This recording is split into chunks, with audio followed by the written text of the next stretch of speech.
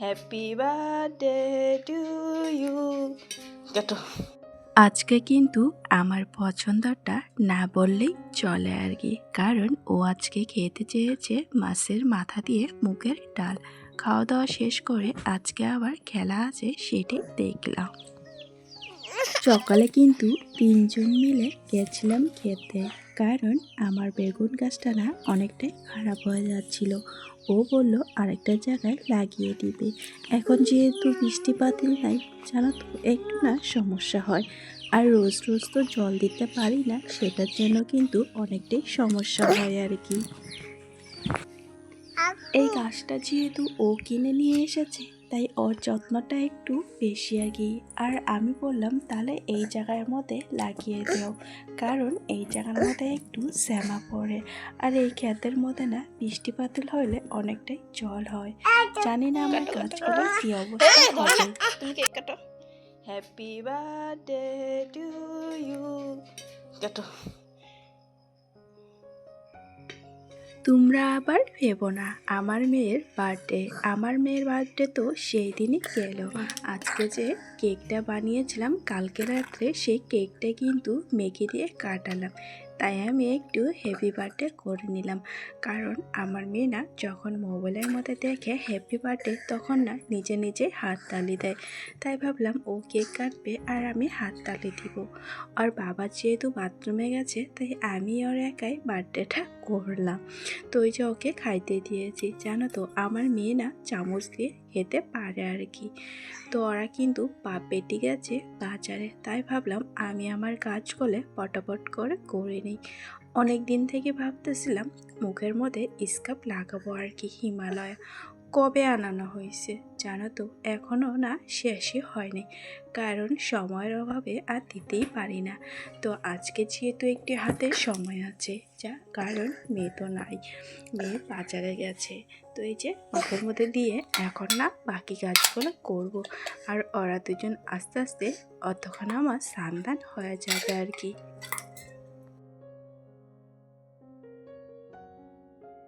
আমি কিন্তু আবার হিমালয়ের প্রোডাক্টগুলোই ব্যবহার করি, কারণ ওটা ব্যবহার করে আমার আর কি অভ্যস্ত হয়ে গেছে। তাই আমার স্কিনটা অত একটা প্রবলেম হয় না। যাই হোক, এটা দেওয়া যেহেতু হয়ে গেছে, ভাবলাম পটাপট করে ঘরটা মুছিয়ে নিই। আবার কখন আসবে কে জানে বলো, তাই তাড়াতাড়ি করে এখন ঘরগুলো মুছে নিচ্ছি। মেয়ে যেহেতু ঘরের মধ্যে নাই, ঘরটা কিন্তু অনেকটাই ফাঁকা ফাঁকা লাগতেছে। কি আর করার, অল্পটুক টাইম না থাকলে কেমন যেন লাগতে থাকে জানো তো।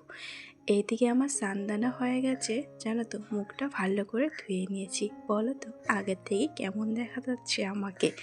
তো যাই হোক, এখন না ভালো করে মাথাটা আশ্রিয়ে নিচ্ছি, কারণ চুলের মধ্যে অনেক জট বেঁধে গেছে। যেহেতু আমাকে আবার রান্নাবাড়ি করতে হবে। আজকেও সবজি এনেছে, এইদিকে ডাঁটা শাক আনতে বলেছিলাম, তারপর তরমুজ, তারপর কাঁঠালও কিন্তু এনেছে আর কি।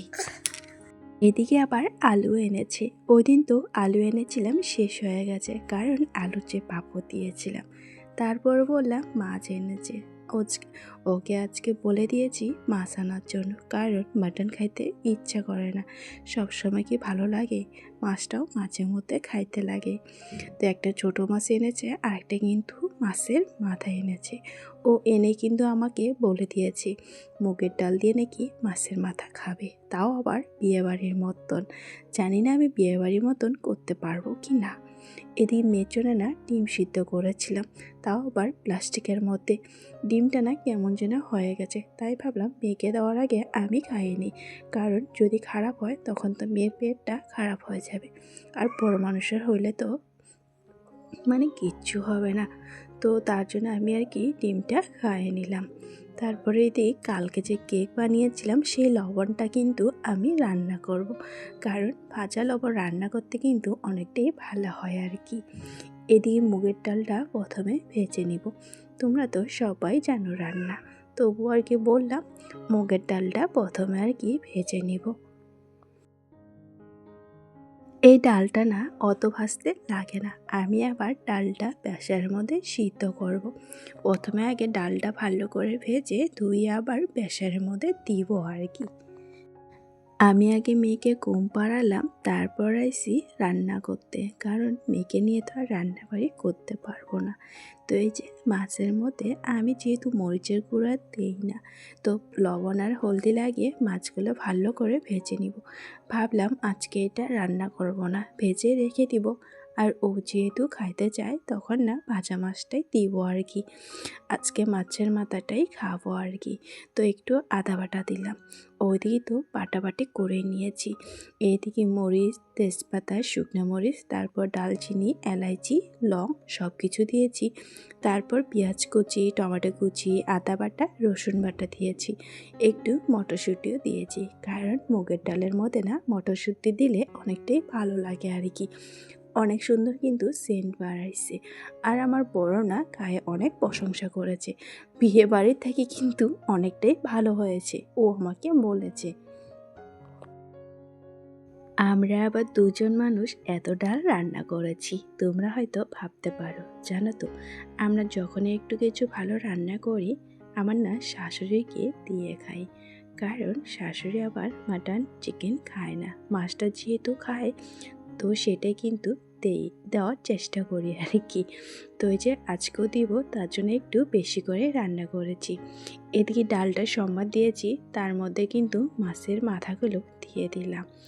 তো একটুখানি আবার ঘিও দিব, ধনিয়া পাতা থাকলে ভালো হতো, কিন্তু ধনিয়া পাতা নাই যেহেতু আর দিব না। আমি আবার গরম মশলাটা দিইনি, কারণ সোমবারের মধ্যে দিয়ে এসেছি, সেই সেন্টটাই কিন্তু ডালের মধ্যে আছে আর কি। তো মাছের মাথা গেলে কিন্তু ভেঙে দিলাম। তো এই যে এদিকে এখন যেহেতু শাক ভাজবো, বললামই আগে ডাঁটা শাক এনেছে, সেই শাকটা কিন্তু ভাজবো আর কি আজকে, কালকে আবার ডাঁটাটা খাবো।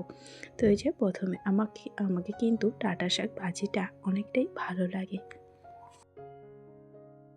ডালটা কিন্তু অনেকটাই সুন্দর সেন্ট বার হয়েছে, জানো তো। এখন না ডালটা নামিয়ে নিব আর কি। এই যে নামানোর আগে একটু ঘি দিলাম, তারপর আবারও একটু ঘি দিব, যখন গামলার মধ্যে ঢেলে রাখবো আর কি। তো এই যে আমার কিন্তু ডাল হয়ে গেছে, গ্যাসটা বন্ধ করে দিয়েছি। এখন আবার ডালটা নামিয়ে নিব।